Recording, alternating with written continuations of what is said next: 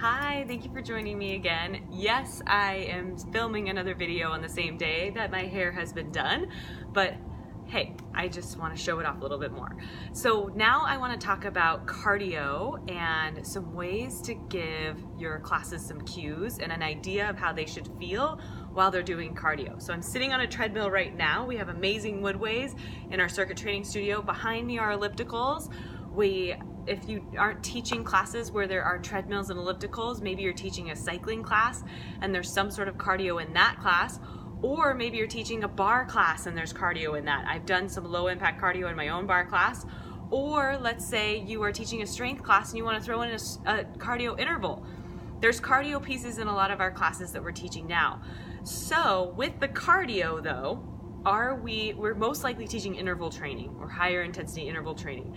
How are we telling our classes or our students how they should feel when they're doing those intervals? And I think that's a missing piece in a lot of our interval cueing, because we tell them how long it's going to be, which is a very important piece, and then we're hopefully telling them how much rest they get in between the intervals, but what are we expecting them to feel so that they can get the most out of those intervals? So I've created, I guess, 5 or 6 different ways that you can help someone understand how they should be feeling while they're doing a drill or an interval or something in your class. So the first thing is using levels. Straightforward. Some people use a scale of 1 to 10, 1 being you are taking a nap, and 10 being you are going all out. You can only hold that interval for no more than 20 seconds. And so in that actual scale that I gave you, I didn't just say a scale of 1 to 10. I actually explained what that scale of 1 to 10 is and what it should feel like.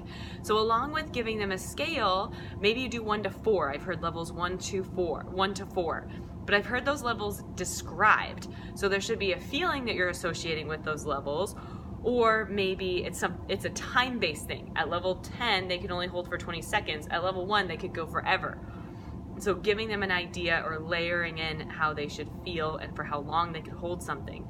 When it comes to feeling, you can also associate feeling with colors, or you can associate feeling with scenarios. So maybe you say a level 1 to 4, level 1 being green zone, or you can create zones. Green zone being you're relaxing, or blue zone is a good color. It's a cooling color. And then if you're working a little bit harder, you feel like you're moving into the yellow. Your heart rate's starting to increase. You could hold the temperature, or you could hold that tempo for so long. Then there's the orange zone, and then there's the red zone, the all out, give it all you got zone. And then maybe tell them within that time that you're telling them how many zones there are or describing it, when they will expect to be in those zones, and then how long they should be expecting to be in those zones. And it seems like you're giving a lot of information right away, but you're not giving away anything. Don't feel like your class has to be a secret. The more you tell them, the more they can prepare their bodies, the faster the class feels like it's going. You know it's the best class when your class goes by really fast and your class says, oh my gosh, the time went by so quick. That is a great class. We want them to be disguised, or we want fitness to be disguised while we're teaching them. We want them to enjoy it. We want them to enjoy moving, but we don't want to hide anything from them. Bad coaches lie to their participants. They lie to their team. You don't hear a good coach who is lying to their teammates saying that you're going to do 30 seconds and then going harder or longer. So keep it as straightforward and clear as possible, because they feel successful that way. They know what's about to happen. We're not tricking them. We're trying to make them feel successful and make them better.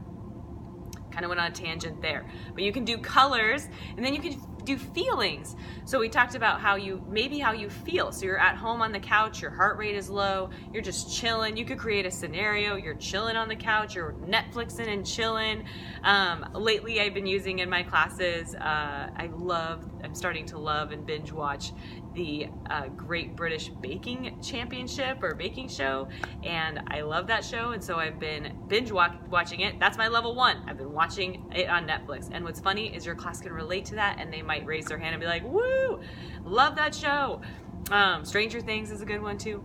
And then from there, maybe you talk about a scenario where it's extremely hard. So you could talk about there's a crazy rabid dog chasing you down the street on your bike, or you're on a treadmill, you're running away from that dog, you're swimming from a shark, you're you nicked someone's car and you're running away. No, but you can bring that intensity into the class and bring in that scenario into class, maybe even a sense of humor too. Feeling, names, timing, scenarios, and then grand finale of the things you can use that I've come up with in my mind and in my classes is using technology. How do you feel when your treadmill is on an incline of this versus this? Are asking them questions on how they feel throughout cueing the intensity is going to be huge. What are you feeling? Are you breathless? Are you there? Ask them constantly, and then they get to answer it for themselves, and that's really powerful. That means they know that they're in control and they can turn up that dial or turn that knob to the right all by themselves. So throw those out there. I think that's all that I have as far as ways of cueing cardio, but it is really important that we're cueing that. And another post that I want to make soon is the importance of cueing proper form and posture while someone's doing cardio. We make it so important for people to brace their core, shoulders back, and their abdominals are on and everything looks in alignment when they're doing strength training. But as soon as we get them on a treadmill or an elliptical or a bike and they start hunching their shoulders and dropping their head down when it gets hard, we don't tend to say as much. We need to make sure that we're cueing them in proper alignment in cardio as well. So I'll try to say that more in another post, but I feel like that works well with our interval when we think about creating intervals in our classes. So communicate well with your students, and I promise it will make